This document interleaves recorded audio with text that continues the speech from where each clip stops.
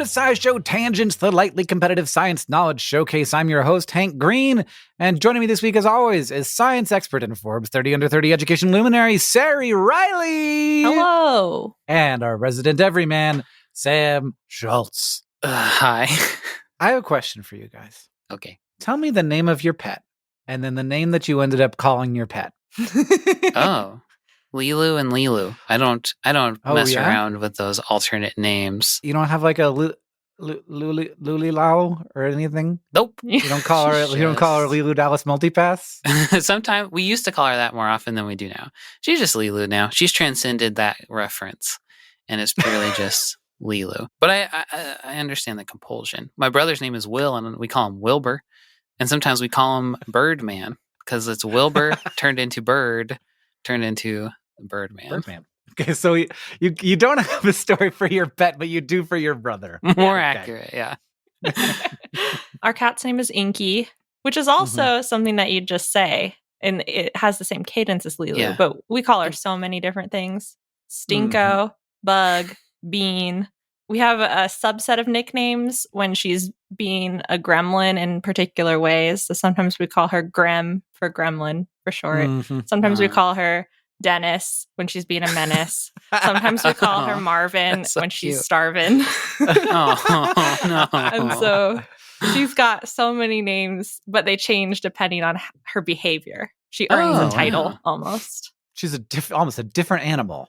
Yeah, at all moments of the day. Whether when she's being great, oh, Inky, you're being so cute. When she's being a Grem, Stinko. Stinko menace. Yeah. Stinko the menace over there. Yeah. I have two cats. We have our new cat, Chester, who already, he's gone from Chester to Chester Cheese to just Cheese. I think maybe it was Chester Cheetah first. It was Chester to Chester Cheetah to Chester Cheese. And now just Cheese. We call him Cheese. At this point, which is not really a cat name. And then we have Gummy Bear, who is, we went from Gummy, we call him Gum and Gummy and Gumball and Gums. And when one day we came home from something and my son opened the door, because Gummy Bear is always there when you open the door when you're coming home, just sitting there. And Oren said, "The expected gums." And so we call him the expected gums. That's really good. The expected gums and cheese sounds like the best, like buddy cartoon characters. Yeah. Catherine also walked by Gummy Bear this morning. He was like hanging his arm off the cat tower like cats do. And Catherine looked at Gummy Bear, said, "Piggy dippin', ham hock, ding dong," which are all things that we say when he does that. We call it piggy dippin', which is a reference to an online video. And then ham hock came from us. And then ding dong was our old cat when she would hang her tail off the tower. We'd pull on it and go ding dong until we just had to say ding dong and she would lift her tail up without us having to touch it. She didn't want it to happen. And I was like, Did you just say piggy dip and a ham hock ding dong? She's like, I didn't think you were there. We call that chicken wing behavior. Cats are so good. Every week here on SciShow Tangents, we get together to try to one-up, amaze, and delight each other with science facts while also trying to stay on topic. Our panelists are playing for glory and for Hank Bucks, the currency in this podcast, which I have not mentioned outside of this intro for at least over a year, according to Eve. Hank Bucks. It has become quite abstract, I think. Yeah. Will be awarded as we play it at the end of the episode. One of them will be crowned the winner. So, as always, we're going to introduce this week's topic with the traditional science poem, this week from Sarah. Usually foods are pretty cut and dry. A potato's a potato, a fry's a fry. And you get kind of weird in the noodle zone, or a chocolate versus a blueberry scone. But usually you sort of know what you're eating, except for cheese, which can be quite deceiving. You might get a gooey processed square that melts on toasty bread, or a hard grainy slice from a big old wheel that weighs 7 times your head. A soft stringy lump that's stretched from curds, or a pillowy thickened whey, or a funky cube that reeks of feet or has ribbons of blue-gray. Then there's sprays in cans or shredded blends or neon dust to try. And lest we forget the cheese in quotes with nary a dairy inside. But it behooves us all to learn a few names of the hundreds or thousands vying for fame to help us with confidence say yes, please, when presented with a board of mystery cheese. Cheese! Beautiful. Is the topic of the day, like my cat. And you've already let slip that it's not easy to define what a cheese is. I thought you were going to tell us that a lot of those things weren't technically cheeses, but they are all indeed cheeses. It's not actually that hard to name what a cheese is. Is easy cheese cheese? I think it's a cheese product. Cheese Whiz has dairy in it? I think a lot of the processed cheeses, so spreadable cheese, Cheese Whiz, whatnot. What we used to call in college regular cheese, which was Kraft American Singles. Yeah. Usually there's some sort of, well, I guess it depends. There's some sort of cheese percentage of it, just less than buying a hunk of cheese. So it's like you take some cheddar and then you add a bunch of additives to make it more spreadable, sprayable, dustable. Or floppable. I mean, I calling it American cheese is the greatest insult our nation has ever received. Also, all of the other nations, too. Like, we call it American cheese. That means South America, they have to to own some it as extent, well. must feel responsible, which they definitely are not. They didn't have anything to do with it. That's United States cheese. Where was it invented, huh? Oh, it was definitely invented in America. It was invented in a laboratory at Kraft headquarters. James L. Kraft patented the method. It was probably some guy, and then he was like, I invented this. Yeah, this is really the cheese that built $1 billion corporation right here. He was Canadian. Canadian cheese! Canadian cheese. This is the biggest news that has ever been discovered on SciShow Tangent. Is he Canadian? Canada is North America. That's true. But we all know that's not what you mean. We all know what they mean. Yeah. Yeah, he immigrated to Buffalo, New York in 1902 from Ontario, Canada. Famous American Canadian Kraft cheese man. His actually first name is Kraft. His last name is Cheeseman. Anyway, Sari, what's cheese? The thing is, Weird milk. Basically, it's a cheese describes the process of making cheese. And so you take a milk product, cream, skim milk, buttermilk, some combination. Yeah. Coagulate it with some sort of coagulating agent. In some cases, that is an acid. So like paneer cheese is by adding an acid to milk. A lot of times it is enzymes that we add to it. Some of the original cheese is made using rennet, which is a substance within the stomachs of ruminant babies. So like baby cows, baby sheep, baby goats. Wild. Are they okay when we get it from them? I think they're probably not. Oh, no. Okay. We eat their meat and then we use their stomachs. But the reason they have it is because milk usually goes through your system pretty quick, but they have natural coagulants so that when they drink milk from their parents and get it in their tummies, it coagulates so it lasts longer and they can extract more nutrients from it, because that's like the whole thing that ruminants do, is have stuff hang around in their stomachs for a while. And so at some point, humans probably stored milk in a stomach as a sack, because it's also like nature's handbag is a stomach when it's outside the body. And then it started coagulating. And then if you remove the liquid, or you can remove some portion of the liquid and compress the solid stuff, then the solid stuff is technically cheese. At that point, that's cheese. At that point, it's cheese. Even if there's some whey mixed in, like cottage cheese is a mixture of curds and whey. Cottage cheese. If you glopped a gloop of cottage cheese and I didn't know what that was, and I ate it, I would not say that's cheese. Yeah. You might be looking in the yogurt family, maybe. Yeah. I mean, I can see it. Like, it tastes cheesy, but I don't know. I feel like a cheese needs to hold its shape.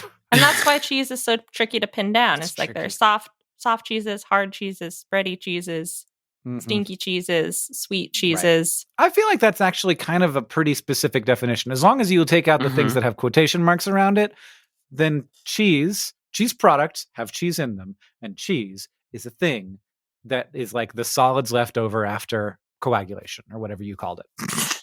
Yeah. Coagulation, yes, of the Okay. curds. But then, I don't know. I see now I'm poking holes in my own. I fell down such a rabbit hole trying to define cheese. Is tofu cheese?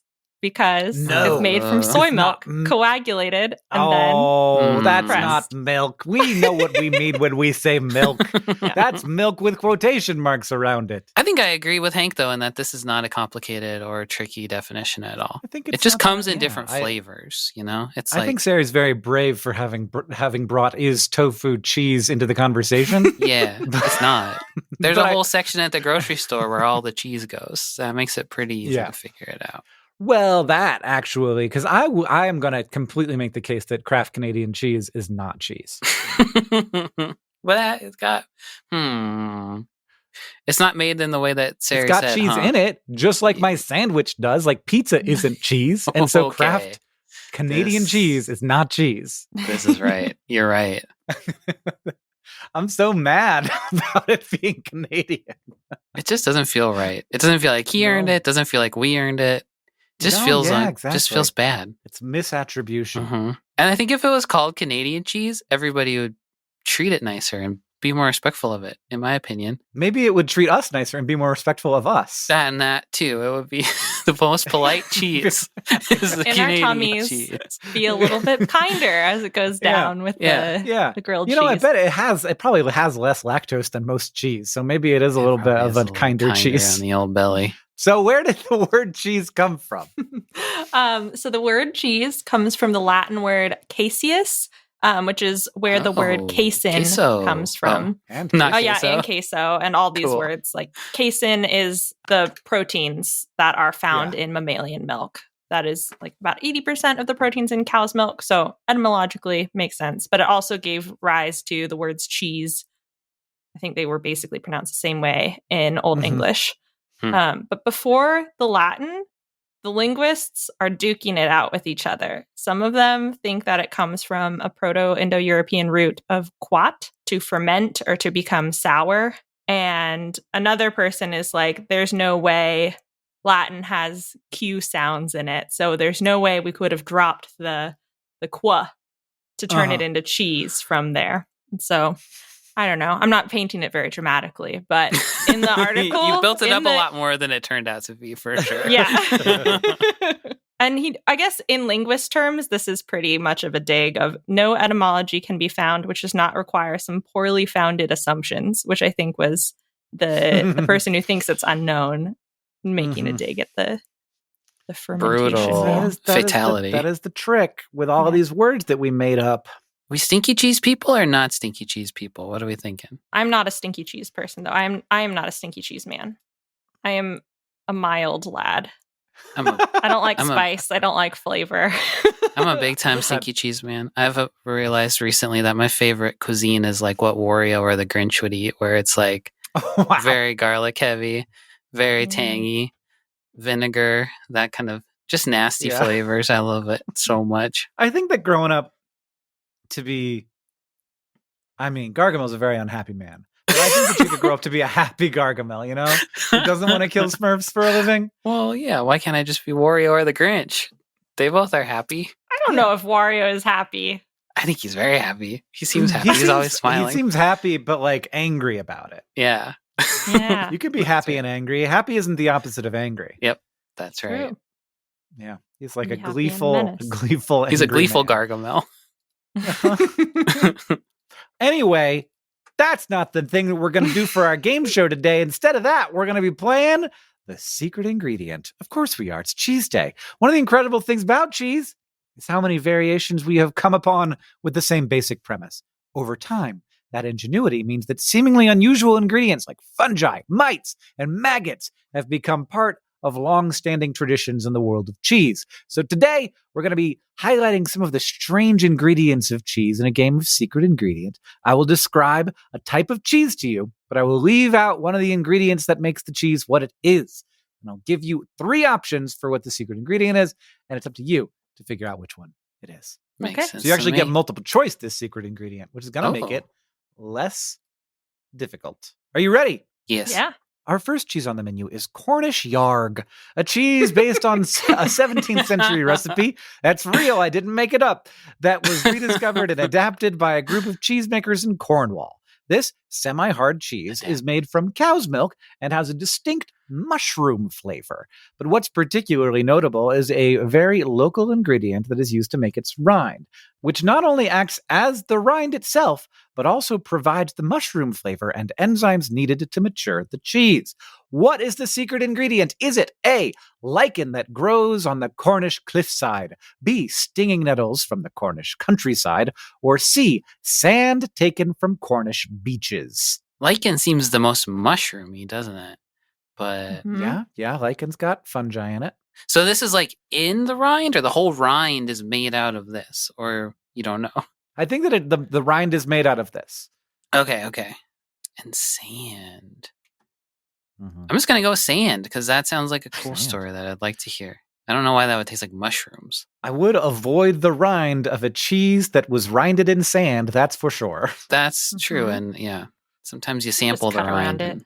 That would be a big mistake. I would be mad if I didn't go with the obvious one. I think it's lichen. I think you can pat that into a basket-ish shape and pour in cheese. Well, Cornish Yarg is named for Alan Gray. Do you know why or how? You just said a lot of words. I'll get to the answer, but first, it's named for Alan Gray. How is Cornish Yarg named for Alan Gray? Oh, backwards Yarg is backwards of Gray. Backwards Yarg. So he found an old book called The English Housewife, and it contained instructions on various tasks, including how to make a number of cheeses. One of the recipes included a cheese matured on a bed of stinging nettles, though there weren't a lot of specifics on how to make this cheese. And Gray started testing out different versions of the recipe and created Cornish Yarg, eventually selling his recipe to another farmer that further tinkered with the recipe. Because, of course, we got to give everybody credit for the invention of this cheese. The nettles ended up being an important part of the recipe, and cheesemakers who've worked on it have tested out different aspects of the nettles, like how much to be used and how to wrap the mold, and not the fungus mold, but the mold that is molded inside of. The nettles keep the cheese protected in a breathable coating that allows for specific molds to get attracted into the cheese, and the nettles are also gathered from the Cornwall countryside in the summer and then cleaned and frozen so that they can be used throughout the year. And the cheese is in the nettles for about 5 weeks while it matures. I think my problem there was that I had no idea what stinging nettles were. I was picturing like burrs, like things that get stuck on your shirt, like when you walk past a specific plant, It's just it's a leafy plant, but it is very stingy. I hate them. They make you real puffy looking, it looks like. In 2022, the BBC reported that the most expensive cheese in the world is Pule, a Siberian cheese. It sounds like I'm making it up. It's named after Pierre Iloup. It's a Siberian cheese that became famous when the tennis player Novak Djokovic reportedly bought the entire stock from the one farm that produces it. The color was yellowish, and the BBC reporter sent to try it said that it tasted sweet, clean, and mild. According to cheese.com, Pule sells for about $576 per pound, a heavy price that results from the fact that the source of milk is not particularly bountiful. What animal produces milk for Pule? Is it yak, donkey, or deer? Well, deer are always running all over the place around. You can't pin them down to milk them. So I think there wouldn't be a lot of deer milk, and that's my guess. Is a deer. I think a yak just stand there and let you milk it. I'm going to guess donkey because it kind of sounds like mule. As a luxury item, you say this is made of the finest deer milk. You know a rich person's going to be like, well, don't mind if I do. Donkey milk? Shrek really skyrocketed donkey fame, though, I feel like. It's not for the rich and famous. Yeah. He's a tastemaker. Yeah. Which donkey is this from precisely? The one that made babies with a dragon or a regular donkey? Very luxurious. Only one. Rare dragon donkey. Yeah. Expensive cheese. Actual answer, dragon. No, donkey. You're correct.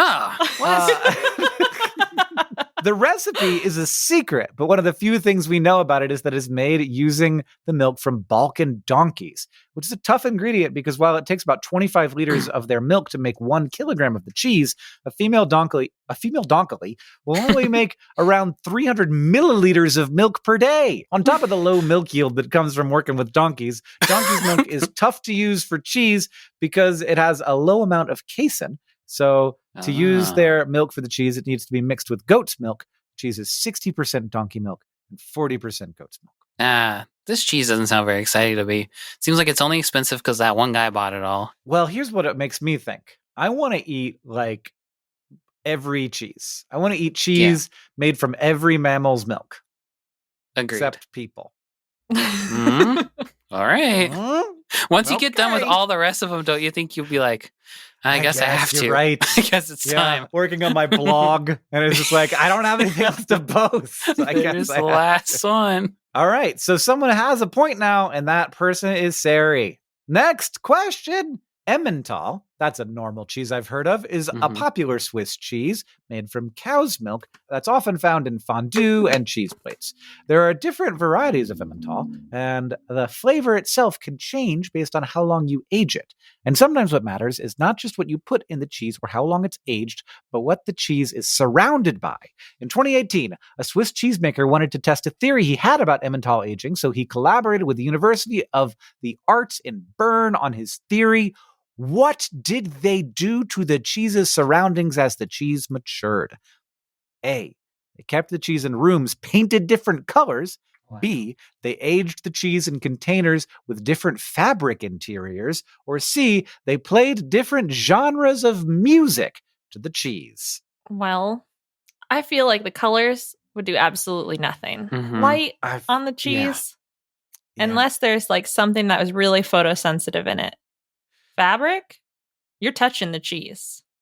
So any sort of stuff could get in there. That seems too obvious, kind of, though. Oh, yeah, because you're just like dunking it. Like maybe a cheese recipe would already say, gotta use this fabric, and everybody would just be like, whatever.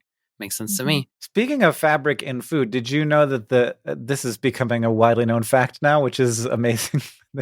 First pink lemonade was made pink by putting into the lemonade a circus performer's tights. Oh. Is that true? Yeah. I feel like I read it somewhere in like one of those 100 fact books that I now know not to bring up trivia knowledge from. That one turns out to have been accurate. The person who made pink lemonade, not to be trusted. I'm going to go with the music one. I think I feel compelled. I think I'm also going to go with the music. It feels like an art student thing to do. Well, Swiss cheesemaker Beat Wampfler, his name is Beat Wampfler, and his collaborators at the university ran their experiment using 9 22-pound wheels of cheese, which were kept for 6 months in their own wooden crates in a cheese cellar, and each cheese was hooked up to a mini transducer, which sends sound waves directly into the cheese. From there, the cheese was stuck listening to a 24-hour loop of one song. The group tried out music from different genres. They had the Magic Flute from Mozart. They had Stairway to Heaven from Led Zeppelin. They had Monolith from Yellow.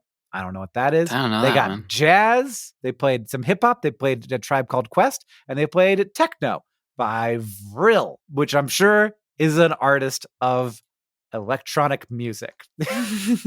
As controls, there was a cheese left to listen to silence, which I now feel bad for some reason. Cheese, and 3 cheeses that were stuck listening to a tone that was either high, medium, or low frequency. The idea is that the sound waves like travel through the cheese bodies, and the only test of this experiment really focused on were taste tests. They gave it to food technologists and a panel of culinary experts to judge in a blind taste test. And in general, the hip hop's cheese seemed to have the strongest flavors. Wow. That's a perfect name for a guy who's playing music to cheese, specifically. Beat Because his first name's Beat, right? His first name's Beat. And his last name is Wampfler, which sounds like the noise that comes out of the speaker when you're listening to Vril. through a bunch of cheese. Yeah. Yeah. I'd try some out, but I don't think that it would be worth it. Next up, we're going to take a short break and then the fact off.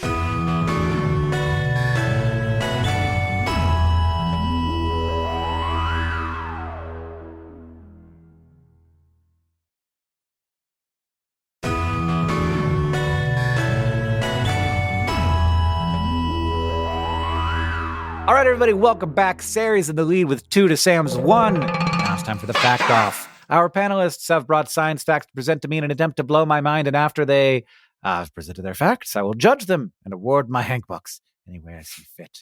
But to decide who goes first, I have a trivia question. The Washington State University Creamery produces a canned white cheddar cheese called Cougar Gold, which has been around since the 1940s. I love cheese names. They're so good. Every one of them sounds made up. It was produced to send troops overseas. Creating a canned cheese was a challenge because the bacteria inside cheese produced carbon dioxide, which would explode the cans. So the inventors of Cougar Gold were able to assemble a new bacteria culture that produced less CO2. The result is a cheese that can be stored for quite a while.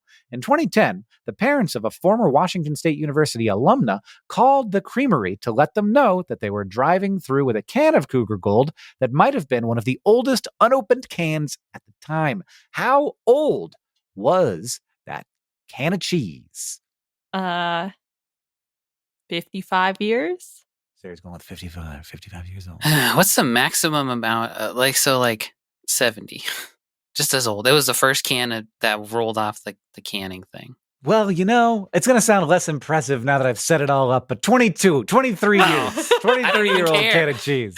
If they called me, I'd say throw it away. I don't want to see it. I don't need that. That cheese is from the 90s or something? Is that right? Yeah. No, it's from the 2000s. No, it's from the 2000s. I don't care about this cheese. It was in 1987. That's the year I was born. So I'd say bring me the cheese, actually. This is exciting cheese. Do you guys know about cup of cheese? No. Where you fart in your hand and then you put it on someone's face and you say, cup of cheese. I didn't like that. Don't say stuff like that. The first time I ever saw someone do cup of cheese in real life, I was like, that's the best thing I've ever seen. That's disgusting. And I was a grown man. I was like 30 years old. If you ever do that to me, I'm never talking to you again. Oh, I would never do it to a person, but I did watch Lee Newton do it to Joe Beretta, and I was very happy. Oh. So yeah, the cheese was stamped October 9th, 1987, and the can of cheese had been given to the couple by their daughter, and they had just kept it around thinking that they would one day have that cheese. We all have that can of cheese. Absolutely. But you don't see us calling the factory and saying, I got such old beans. Yeah. The cheese was opened, which seems like a bad decision. And it was a little more dry than it usually would be, but overall it still tasted pretty good, according to the people who put it in their literal human mouths. Yeah, weird day. All right, that means that Sarah gets to go first. That was a long question. So humans experience a whole range of emotions, and one of the trickier parts of being a neuroscientist or psychologist is studying the bad feeling ones, like pain or anger or disgust. You want to make sure people consent to being made uncomfortable, and some of these sensations can veer on being dangerous. Our understanding of disgust, for example, is that it's a distancing response where you feel nauseated or your body might be trying to protect itself from a toxin or potential infection or something you're allergic to. So it's not the most ideal or ethical research methodology to study disgust by exposing subjects to like moldy Tupperware or sewage. And it's hard to find something that's both easy to access and universally disgusting because people have all different cultural contexts.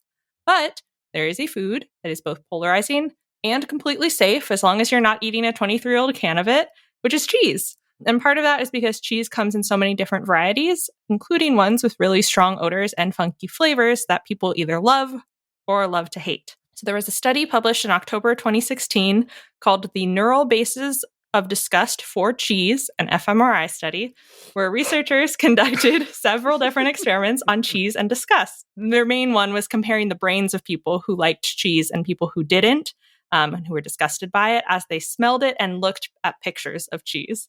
So they got 15 participants who liked cheese, didn't have to love it, just like it.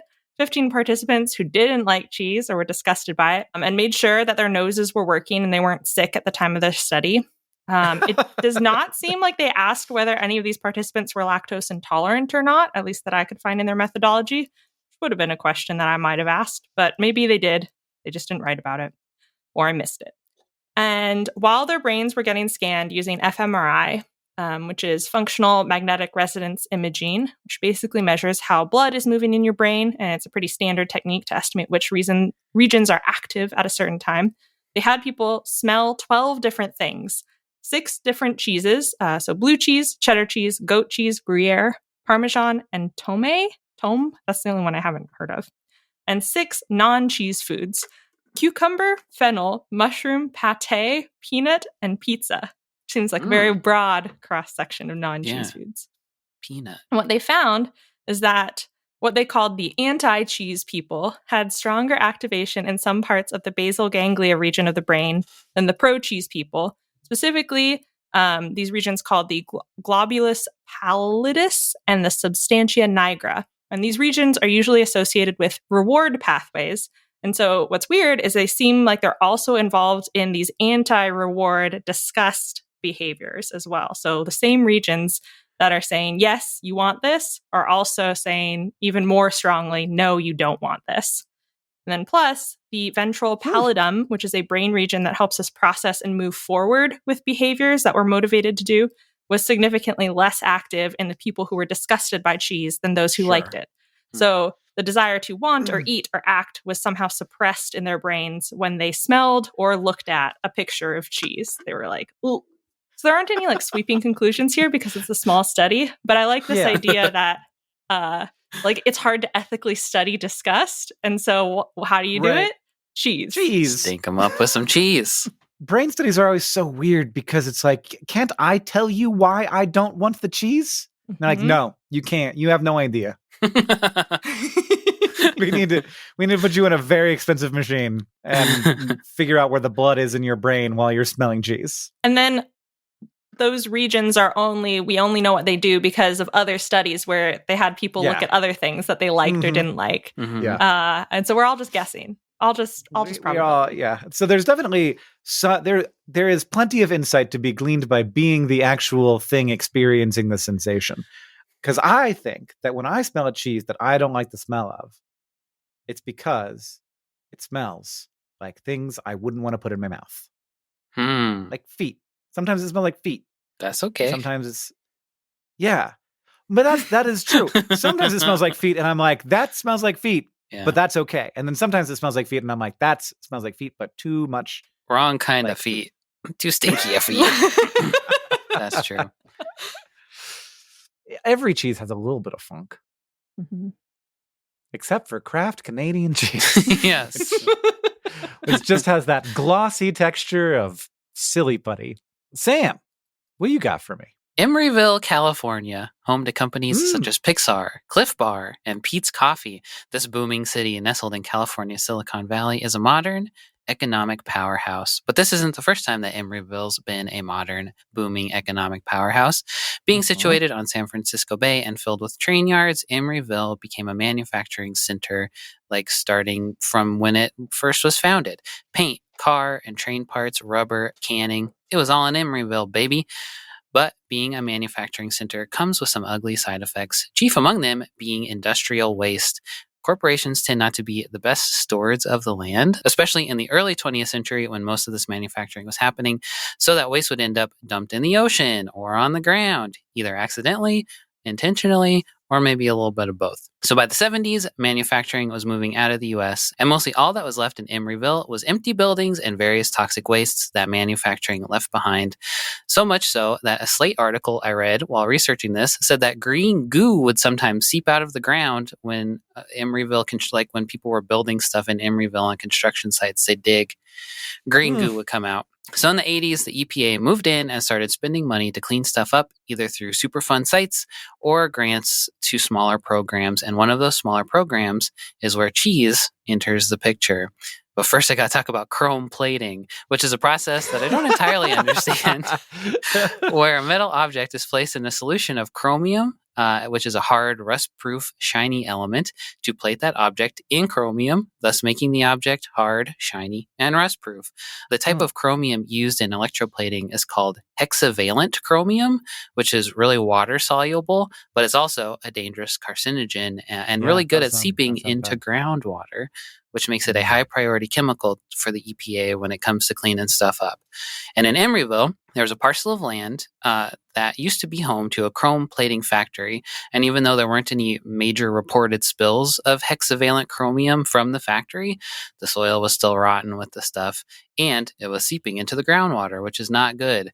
In 2004, a project was funded to clean the land, and 3 solutions were proposed. The first was to wait for the chromium to break down, which would take like forever, I think. The second was to dig up and incinerate all of the contaminated dirt, which was crazy expensive. And the third was to pump 15,000 gallons of cheese whey into the ground. And the cheese was the answer. So while hexavalent chromium is super soluble, trivalent chromium is not, because of electrons, I think, or something. Yeah. So the more electrons that are available to chromium, the more likely it is to take its trivalent form, which are more stable and less toxic and soluble than hexavalent. And something with a whole lot of electrons to give, apparently, is organic soil matter created by the life processes of soil-dwelling bacteria. So, just like probiotic yogurt helps the bacteria in your belly, the cheese whey, which was pumped into the ground via several wells, helped bacteria in this contaminated soil flourish, poop, and breathe, and do all that stuff to make organic compounds that expedited the trivalentization of the chromium. And really, I think they could have pumped any pumpable food into the ground, probably like yogurt or whatever, like, you know, like your belly. But cheese whey was picked because it was really cheap, and there was a place really close that was making lots of cheese whey, so they said, why not? However, much to my extreme frustration, I couldn't actually find like a newer article than 2004, basically, about this and how it worked out. But this is a process that's used in other soil remediation efforts, where it's reduced hazardous chemicals by up to 90% in 3 months.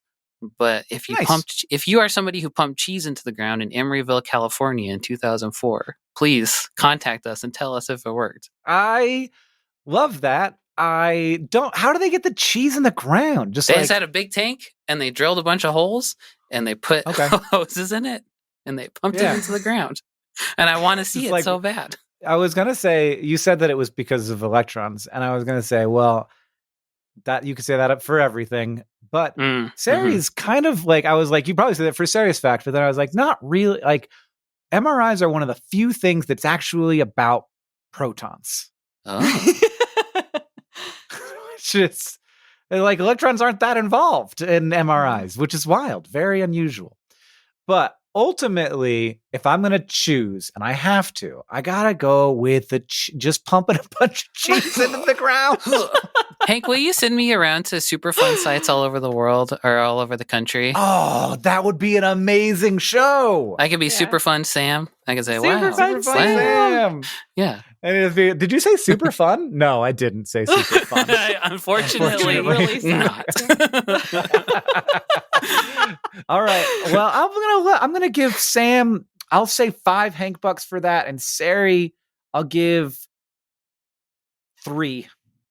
Are we tied? I think you win, Sam. Oh, you're right. I had one from the first game. Yeah. Yes. And that means that it's time to Ask the Science Couch, where we ask a listener question to our couch of finely honed scientific minds. Red Locker on Discord asked, what makes cheese addictive to humans? Is it some part of the cheese itself or my own developing sense of self-control? I mean, I think that the thing that makes cheese addictive is the fact that it's got sugar and fat in it and salt. And that's what we want. We want sugar and fat and salt. But is there something special about cheese that makes it, that this question's referring to, or is that just anything? I don't know. Like there's ongoing conversation about addictiveness and food, but you kind of can't, like, we probably shouldn't be talking about food as addictive, but certainly you can develop a thing where you have an unhealthy relationship. And also there is a thing where there are certain foods that we eat more than we otherwise would because of their flavor, mostly, like because of the things that they're made up of. And you can sort of design a food to be the right mix of salty, fat, and sweet.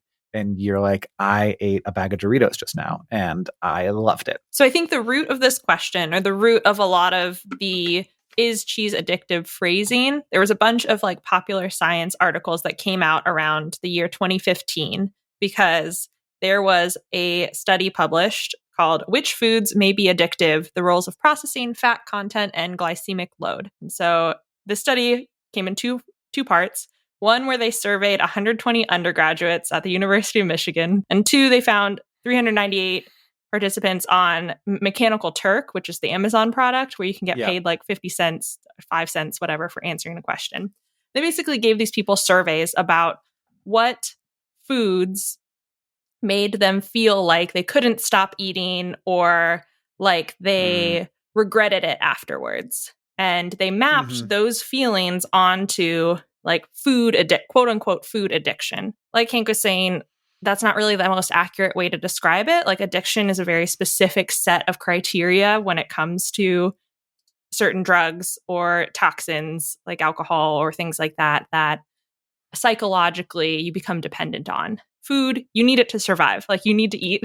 And so you can get cravings for things, and maybe there's like complicated emotions around certain foods. This is why I think we talk about it as addiction, because you have a lot of the same pathways in the brain, like the reward pathways. But I think that it's mostly like we need to you don't want to talk about food addiction because food is necessary and is like and is a normal part of life, unlike cigarettes or alcohol or gambling or something. And the findings from the study, as they hypothesized, which is like highly processed foods with added fat, refined carbohydrates, and additional salt, appeared to be most associated with these like behavioral indicators. So like the top ranked foods 1 through 9 were chocolate, ice cream, French fries, pizza, cookie, singular, chips, plural, cake, popcorn buttered, cheeseburger.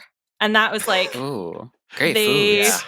Hey, great foods. And so a lot of articles were like, oh, cheese. Like cheese is Canadian cheese singles, Canadian craft singles are all these things, are like these highly processed foods. And so like you're addicted to cheese. But that's not what the study was saying. And it's kind of a classic case of, especially in the nutrition space, I think people like to make sweeping conclusions about what other people should or shouldn't eat. Like a subset of this, the rabbit hole that I fell down, is this idea that casein, that milk protein, that is like 80% of the proteins in cow's milk, when you metabolize casein, and there's several different types of casein, but specifically like one of them that's found in cow's milk, turns into a compound called casomorphin. And casomorphins are a class of compound that fall into the category of opioids. And because it's an opioid, then of course people make that connection almost immediately of opioid addiction. The problem is like the opioid system in your body exists as it is. Like neurotransmitters, your brain naturally makes are opioids that enable communication between your neurons, help your body communicate things like pain or pleasure or memory or like the movements of your digestive system, contractions, and like constipation or diarrhea. Like all of those are opioids. And so it makes sense that a digested compound from milk, which is also something that's in the human body, would then interact with the opioid system because you have to digest the food. And there's a wave of people who are in like the nutrition space who are like, we're going to try and link casomorphins, or there's evidence that casomorphins are linked to diabetes and heart attacks and like too much eating cheese or dairy products in general. Whereas the reviews, I found one from 2009 from the European Food Safety Authority and one from 2023 from like a Sao Paulo, New Zealand team, where they're just like, we don't know. Like, we haven't studied casomorphin in humans enough. And like, sure, if you isolate a bunch of it and inject it into animals, then it will, you might see signs of addictive behaviors or like weird biological effects. But that's because it's such a wildly high concentration and injected directly into the bloodstream. But we don't know how it interacts in humans. And also the people who are having digestive problems because of it or health problems because of it might just be like lactose intolerant. Like, let's consider that maybe. One thing I have learned about human bodies doing research on cancer is that we are really good at processing chemicals in our bodies and like dealing with them way better than I think most people assume. Even like obvious carcinogens like uranium in the air, like our bodies are fairly good at dealing with. And I'm like, if we could do that, not that there's a lot of uranium in the air. I mean, people who are like downwind of accidents and disasters. What? Super fun, Sam, inhaling all that uranium. Yeah, I'll be okay when I'm out there on the on the job site. If you want to ask the Science Couch your question, follow us on Twitter and on Threads at SciShow Tangents, where we will be sending out topics for upcoming episodes every week, or you could join the SciShow Tangents Patreon and ask us on our Discord. Thank you to Sid, just a guy on Discord, at Solok Holmes on YouTube, and everybody else who asked us your questions for this episode. If you like this show and you want to help us out, super easy to do that. First, you can go to patreon.com/SciShow Tangents. Become a patron, get access to things like our Discord and bonus episodes, maybe our Minions commentary, which might be being released quite soon. If it hasn't even already, I don't know when this episode's coming. Possible. Also, shout out to patron Les Aker for their support. Second, you can leave us a review wherever you listen. That's super helpful, and it helps us know what you like about the show. And finally, if you want to show your love for SciShow Tangents, just tell people about us. Thank you for joining us. I've been Hank Green. I've been Sari Riley. And I've been Sam Schultz. SciShow Tangents is created by all of us and produced by Jess Stempert. Our associate producer is Eve Schmidt. Our editor is Seth Glicksman. Our social media organizer is Julia Buzz Bazzaio. Our editorial assistant is Deboki Chakravarti. Our sound design is by Joseph Tuna Medish. Our executive producers are Nicole Sweeney and me, Hank Green. And we couldn't make any of this, of course, without our patrons on Patreon. Thank you. And remember, the mind is not a vessel to be filled, but a fire to be lighted.